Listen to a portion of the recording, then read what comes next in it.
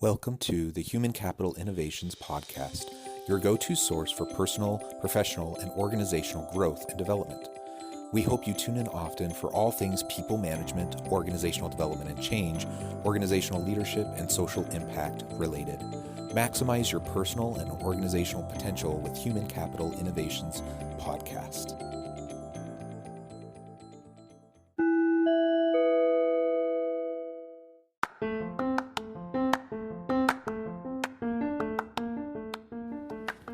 Welcome to the Human Capital Innovations Podcast. In this HCI podcast episode, I talk with Trent Gander about what the next generation of leaders need to succeed.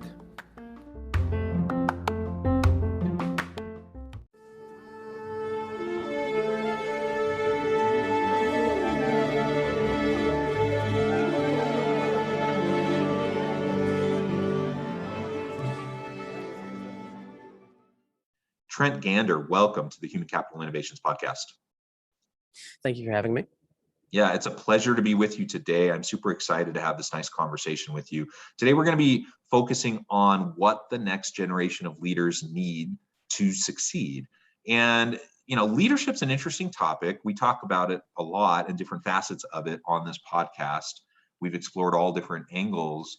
And one thing I've noticed is that there tends to be a bit of a generational divide in terms of how people view leadership, what they feel is a measure of a good leader, how they like to be led, their preferred style, and how they want to lead. And there's pretty stark differences in terms of the generational divide. So we're going to explore that together and really try to look at millennials as they're rising into more and more leadership roles, and even Gen Z as they get into the workforce, and soon they'll be in leadership roles. What are they looking for? What do they need? How do they like to lead? And what skills, knowledge, skills, abilities, competencies, capabilities will they need to be successful? As we get started, I wanted to share Trent's bio with everybody. Trent Gander has been a professional freelance writer for almost 6 years. He has explored and refined numerous ideas in regards to leadership and self-determination, some of which is found in his blog, The Gentleman's University of Manliness, under his moniker, The Irreverent Gentleman. I love that. So much fun. And I took a little bit of a look at your blog. You have some really great stuff there. So I would encourage listeners to check that out. Trent, anything else you would like to share with listeners by way of your background or personal context before we launch on in? Not all that much. I have spent a decent amount of time outside of what people would consider normal society. I was raised in a homeschool house, and we pretty much kept to ourselves, heavily religious background, and that definitely has shaped a lot of my views on things and has given me some clarity when compared to what I would consider the outside world in regards to what is normal compared to people, because that plays a huge role in what people define leadership, define society as. And I've been somewhere in between what people believe is polite society and what I consider the real world, the harsher world out there. Yeah, that's super interesting. And if you don't mind just sharing a little bit more specifics about that background, where did you grow up? Where were you homeschooled? A little bit more of that context would be super helpful. All right, so I was born and raised and still live in Illinois currently. That's an untenable situation currently. I'd like to move out of it, but for the most part, we were in rural Illinois. I grew up around farms, well away from suburbia, well away from Chicago, and there we had a very quiet life, but due to some legal troubles, we experienced some targeting from the local judicial system because of the way we decided to live our life. I was not allowed outside of the house before 3 p.m. because my mother was afraid I'd be picked up for truancy. I had school in the home. I went through a course from Christian Liberty Academy. They are still doing stuff today. If you want a decent Christian-based curriculum, I would totally recommend Christian Liberty. They have some decent things. I didn't agree with everything I learned there, but it gave me a very sturdy foundation in what I do today, and it prepared me a lot for my skills that I just continue to try to develop currently. Beyond that, all the other stuff is very much personal that I would prefer not to go into.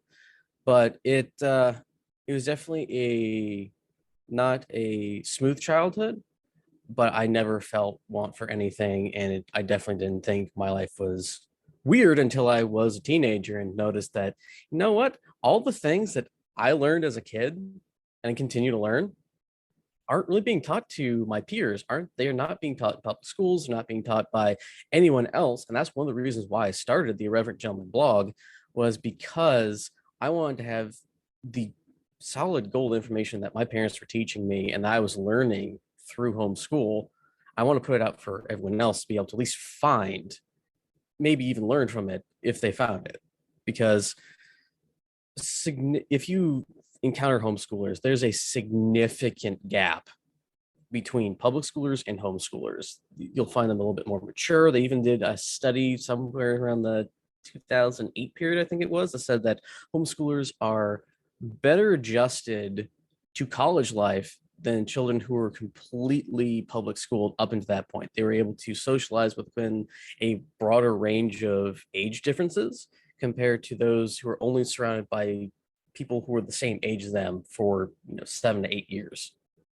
Yeah, and that's all really interesting. I appreciate the background, and I suppose it depends on the homeschooling experience.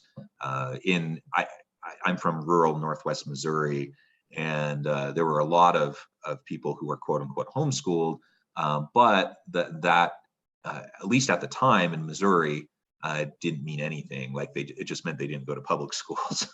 Yeah. And so I know many people who felt very unprepared as they went into life, because they didn't know really much of any kind of traditional disciplines. They didn't know how to write at a decent level. They didn't know basic math. They could read, those sorts of things. And so what you're describing sounds very different than what I Yeah. experienced with the homeschool population in Northwest Missouri. And I suppose it just totally differs depending on the arrangement and how people do it. And where I'm at now, I know there's homeschooling co-ops, and it's like much more organized and much more structured, and people are very well prepared who go through that system. So well, that's wonderful. That helps provide a little bit more understanding of where you're coming from. And again, with your blog, the Gentleman's University of Manliness, and your moniker, the Irreverent Gentleman, it makes sense with how you describe your background and kind of an quote unquote untraditional upbringing that gives you a little bit of a different perspective on community, on society as a whole, and how we might function within it. So that's super helpful. So with all of that as a background, I'm curious what you see with this different perspective on the world and society as a whole. What you see is those types of competencies and capabilities that the next generation of leaders need to succeed in this kind of messy, complex world that we find ourselves in. It definitely is going to be a significant struggle for the next generation of leaders. What really got me thinking about this topic was within 2020 and 2021, in the industry that I write in, for the most part, the firearms industry, and in the religious aspect of it, anywhere from 25 to 3%, depending on how you look at it, of the big names, the people that people go to ask for advice, died. So the major names within my religious circuit, well, a fifth of them died, and it was only like 5 people. So one guy died, but it was still a significant loss. And then of the 100 to 200 people that are at the top of their game in my writing industry, at least for the informational aspects of it, 2 to 5 people died. So it's anywhere between a 1% loss of information, because yeah, they had a lot of written materials, resources that you can still look at, but then there's still all the knowledge that they learned and couldn't transfer outside of either direct interfacing with us, or they that they didn't realize that they possessed. So we lost a significant amount of information in a year's time. It's a significant blow. And it got me thinking, what is the next generation going to do? How are they going to be transferring information? Do they even know that they need to transfer and record the information that they are gaining now in order to pass it on to the next generation? It reminded me of a video clip of a Kali martial artist. He is the probably about 10 years ago, he was the current grandmaster of the school that he participated in. And he said, this saddens me because all the rest of the people in my school, the people who taught me, I'm the least of all of them. I was the worst student of them all. Everyone else, my grandmasters, their grandmasters, the grandmasters before them were significantly better than I am. And here I am now, the last one who is the grandmaster. And you will never know how great they were because they're all dead. And I'm the only one left. I'm the only production that they have, or the only product that they put out left connecting to that generation. This knowledge transfer that you're talking about, so what you perceive is that there's a gap between previous generations and how in the knowledge and abilities that they have versus this upcoming generation, and that we're not seeing the same number of people coming out of this kind of system, so to speak, in terms of being prepared to lead the next generation. Is that what you're saying? Exactly. The current school system, as one of my associates described it, is designed to make worker drones. There's no getting around it. It's great if you have like an assembly line job. It's just repeated task after repeated task, but doesn't cultivate the individual's ability to be able to think critically, to be able to survive on their own. They'll need a structure within to work, and once they're tossed out of that structure, they're like somebody in the middle of the ocean with a cement block tied to their legs. You can't get out of the situation, and you're panicking and you're drowning. And that's what we're dealing with today. We're dealing with an ocean of information. I grew up before the internet really was significantly everywhere, and I had dial-up internet until about 2012. So I was a little bit slowed down in adopting all the information that was out there, but still, you can open up one social media tab, you'll have probably 20 to 30 different stories about what's happening around the world, the newest, latest, greatest diet tips or whatever is the new thing. And then you'll have 30 to 40 other articles saying how those other articles are bunkum, don't listen to them. You have so much conflicting information and so much information available today. I think people don't know what to do with it. Yeah, yeah, and I'm a university professor, and I do consulting work with organizations, and things like this podcast on the side. And one of the biggest roles I see for myself in preparing my students for the future of work and future of leadership opportunities is to understand what they're reading with a critical lens, be able to examine it, be able to critique it, be able to recognize what is useful, what is not useful. And my job largely is to curate the information for them and help them learn the process of discerning what is reliable information and what is garbage. And there's plenty of garbage out there, and there's plenty of misinformation. And like you said, there's plenty of conflicting information. And so the only thing we can do is, I'm a big believer in the overall democratization of information, and that there is openness and transparency more than we've seen in previous generations. And I think that overall is a good thing if we can figure out how to use a critical lens to look at information and be able to make good decisions about what we consume and what we do with the information that we consume. So, I'm hearing, what you're saying is that there's these very real struggles around the kind of the constant fire hose barrage of information that we have, and many people aren't, seemingly they're not making good decisions about what information they should be consuming, and that can cause certainly problems for communities and for society as a whole. It also causes problems for how we run organizations and lead our people. And I agree that I think the way the traditional system of education has been set up, it's been set up in such a way to kind of beat the creativity and individuality out of people and to get more conformity and to get more people kind of going along with what traditional society has said is important.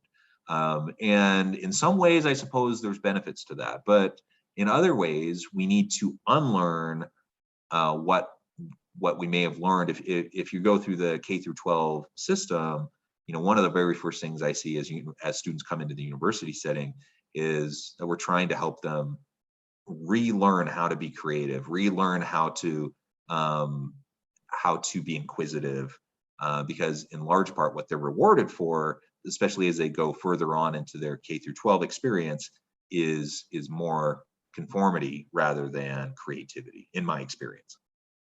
That has been information similar to what I have heard and seen in the interactions I've had with public schoolers and what other people have reported to me. And touching on the origin of our school system, which was back in the Victorian period of England, I believe that the system itself originally was a success, and that the reason why the school system was set up the way it was to produce essentially what we can consider a computer program that you could put anywhere within the British Empire in order to have someone who could work within that system and it be same across the entire global empire that was Britain at the time. So if you took a clerk from London and you dropped them in the middle of India, they would still be able to do the same functions. They'd be able to save the same writing system, the same system of records, the same supply chain aspects were all going to be there. It's what we expect out of, let's say, Windows today. You have your writing software, you have your open office, whatever you use is going to be standardized on a little set of parameters that we don't really think about because they're just there. So today, I don't necessarily think that that system is being used the way it was intended to be used, and it results in the soul-crushing, creativity-draining situation that we have today. And you're seeing a lot more people go to the homeschooling that I experienced rather than in the rural Missouri area, because people are looking at this, they're seeing things that they consider to be negative, whether it's trash information or essentially destroying their children's ability to be creative and succeed. And they want to have their children have a good education. I don't think there's anything wrong with that. That's why we're going back to what is actually the traditional form of learning, where you would learn from your parents or from a master and apprentice scenario, and they would have that direct interaction. Because I'm pretty sure there's studies out there that show that we each learn at different rates and different styles, but one of the things that is actually consistent is that we learn through doing. If I walk you through it, if you do it, and you're more likely to remember than I have you write the same word 1,000 times on a piece of paper, you're going to be like, I hate that word. I'm never going to deal with it again. And then you find out that that word is actually important compared to something else. Like, I think painting is really cool, but then there you get into the mathematical structures of paintings and all that stuff, and you get inundated with all the math and the artistic ideas, and it just starts to bog you down. Then you're like, you know what? I just like to paint. Can it just be that simple?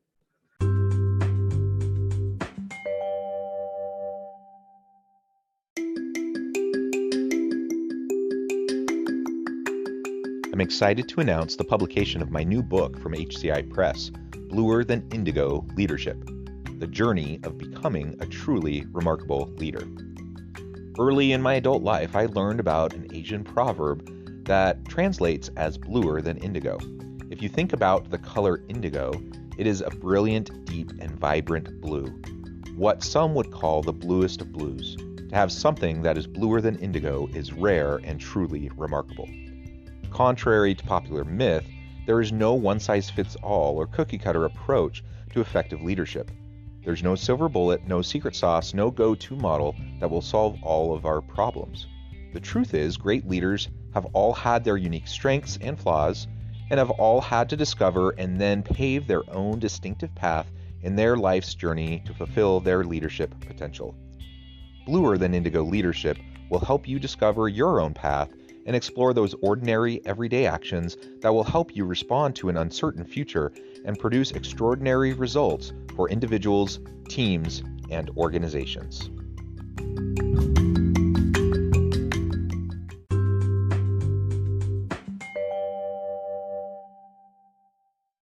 Yeah, I think those are great points. And again, as I look into the future of work, the shifting nature of this kind of hyper interconnected, globalized economy, just distributed and dispersed workforce, and if we've seen nothing else, during the pandemic, with all the challenges that it's raised, people kind of shifting on a dime to be able to move virtual, and many people who thought it wasn't possible or that it wouldn't be effective, I think more and more people have realized that this isn't, so bad, or there's aspects of it I like.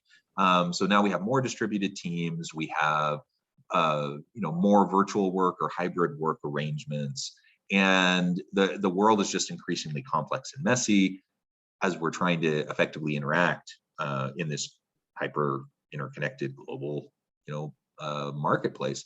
And so, as I think about what I need to be able to do to be an effective leader today versus, say, someone who ran an organization that was geographically bound, relatively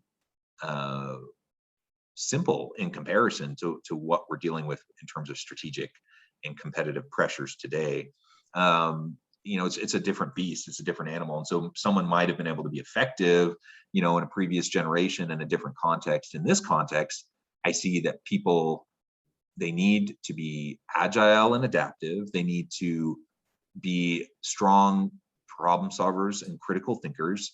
They need to be able to utilize the scientific method in a fast pace. So they need to be able to iterate, experiment, iterate, learn, grow, and adjust in rapid, rapid fire fashion if they're going to be able to be successful in the future of the global economy.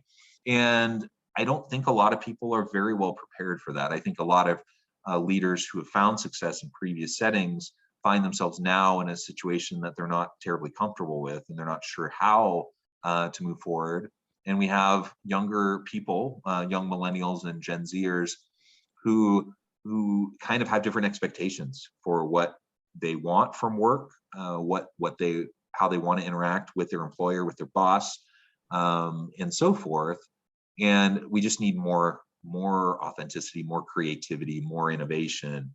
And I don't see that happening in an organization where there's kind of this top-down authoritarian approach, where conformity and loyalty are like the number one and number two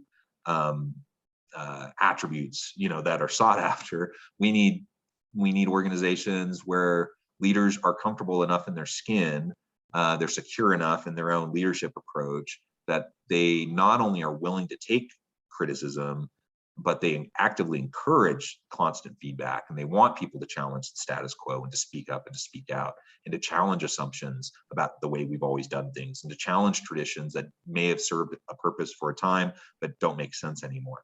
If nothing else, I think the pandemic has shown us that there's a lot of things that we've just kind of taken for granted in the workplace that we thought was just the way we did things, that the way we had to continue to do things, and it actually doesn't need to be that way, and it doesn't make sense moving into the future. And so in that sense, despite all of the hard things that have happened over the last 18 plus months with the pandemic, I think that's been a good outcome.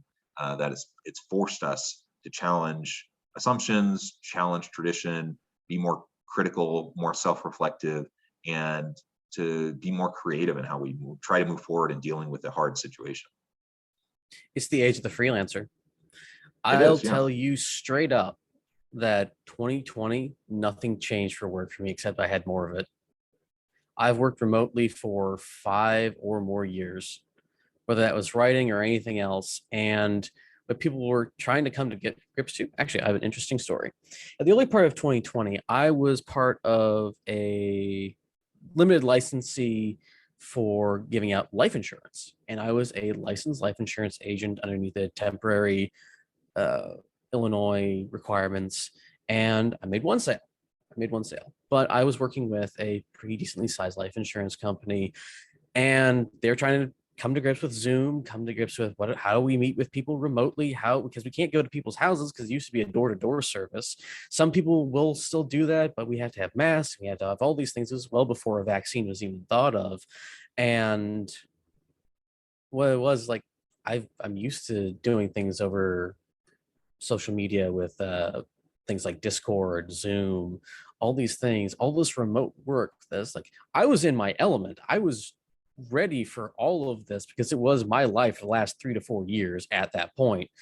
And there's like, well, how do we do this? Because they had the script that they had us learn. It's like, well, how do we get people more script? It's like, wait a minute.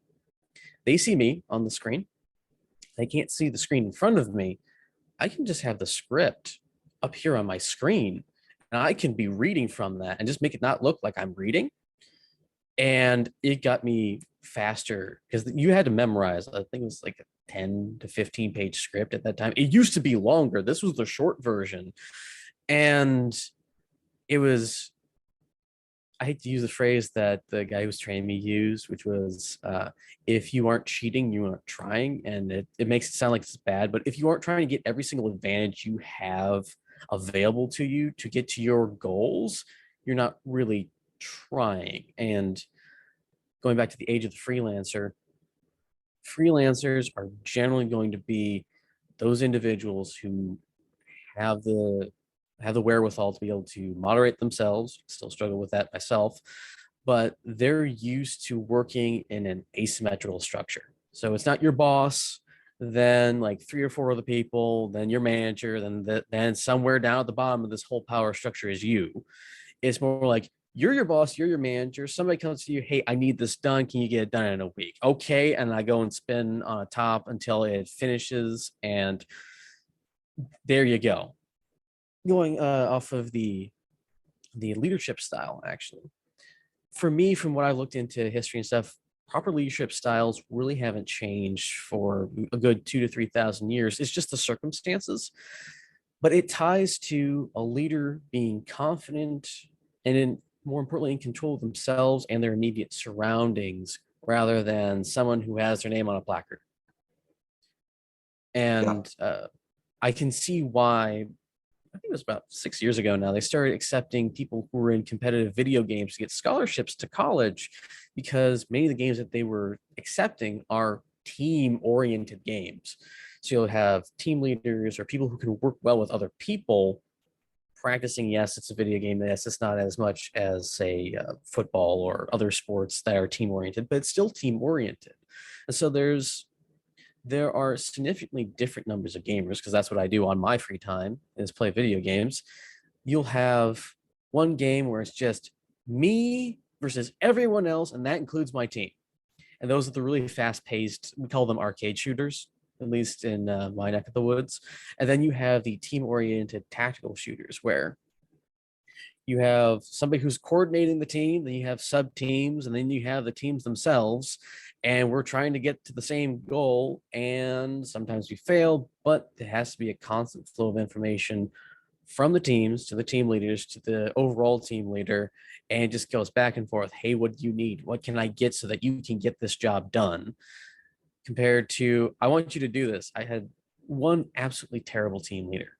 He tried to control everyone in the team, telling them exactly what they should do, instead of trusting us to be able to know our role and carry it out.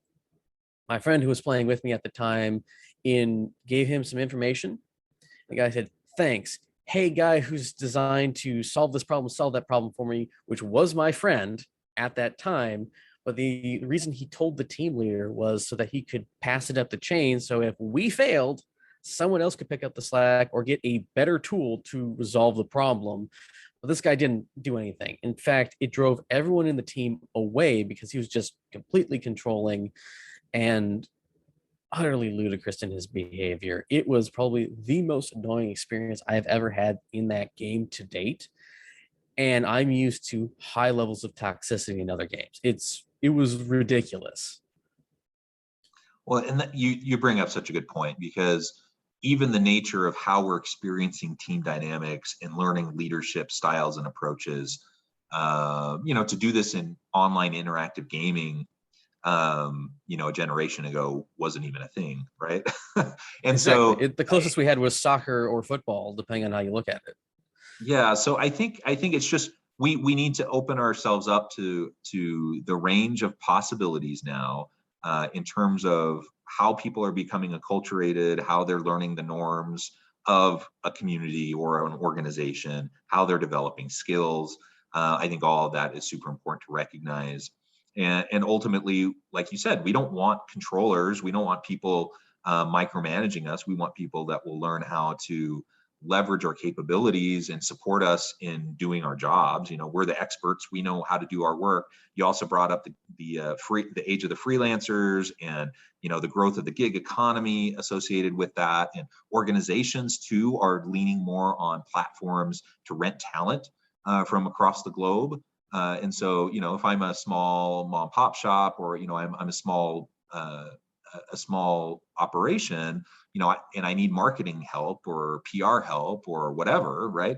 But there's so many platforms out there now that I can go get really high quality people that I don't have to have on my payroll as a full-time or even part-time employee, and I can just do contract work with them. And it's just easier than ever to be able to do those things.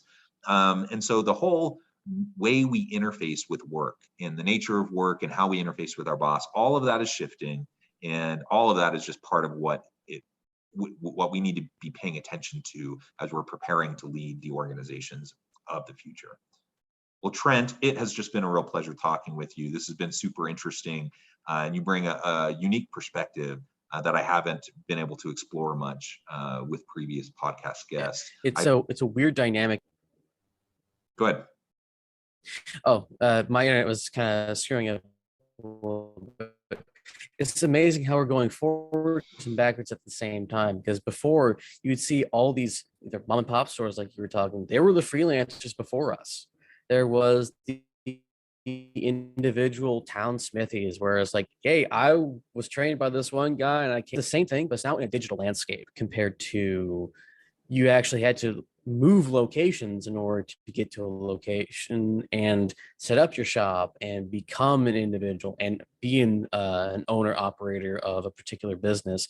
Now, all you need is a computer or a passable tablet, maybe even a phone even, and you can succeed. Yeah, it's really an interesting shifting world that we're in, for sure. Trent, it has just been a real pleasure talking with you today. I appreciate all of your insights. Before we wrap up, I just wanted to give you a chance to share with listeners how they can get connected with you and find out more about your work, and then give us the final word on the topic for today. Okay, well, you can reach me through the email that I provided to John. You can also reach me through Gent Dear Reverend, my Twitter handle. I have the Irreverent Gentleman Facebook page on Facebook, but I'm trying to get away from that social media platform. You can also follow the blog and see what I put out next. I also have a Subscribe Star, which is, if I remember correctly, Trent's Guide to Everything, because it converges like 3 to 4 of my different projects into one, because why make a different Subscribe Star for each individual one when I can just do it one time and try to put as much effort into it as I can, which I haven't done. And the last word, what do I want to say about the subject? Develop yourself and control your area so that you can help other people control theirs. Well said, well said. Thank you, Trent. It's been a pleasure. I appreciate all of your insights, the time you shared with listeners, and the examples and the stories you've shared as well. I encourage listeners to reach out, to get connected, find out more about what Trent can do for you. Check out his blog, check out his other work. And as always, I hope everyone can stay healthy and safe, that you can find meaning and purpose at work each and every day. And I hope you all have a great week.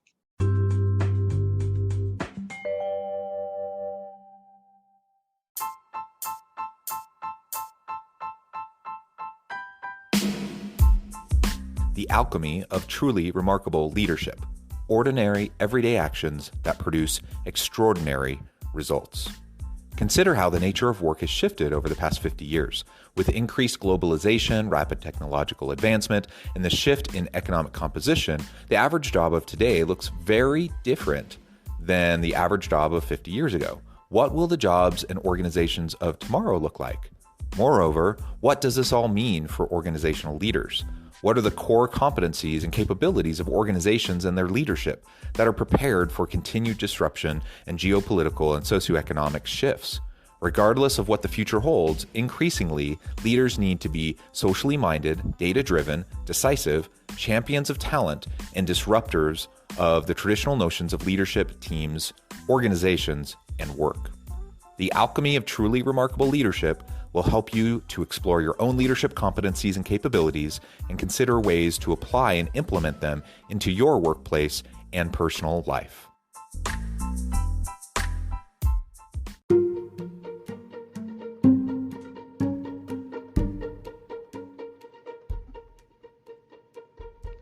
Check out Human Capital Innovations magazine, Human Capital Leadership. Human Capital Leadership is a free, interactive e-magazine with the mission to help individuals, leaders, and organizations find innovative approaches to maximize their human capital potential.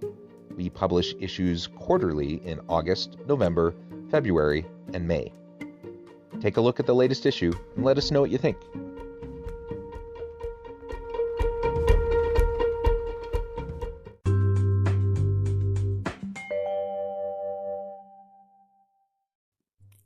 Thanks again for joining us for this episode of the Human Capital Innovations Podcast. I hope you stay healthy and safe and that you have a great week.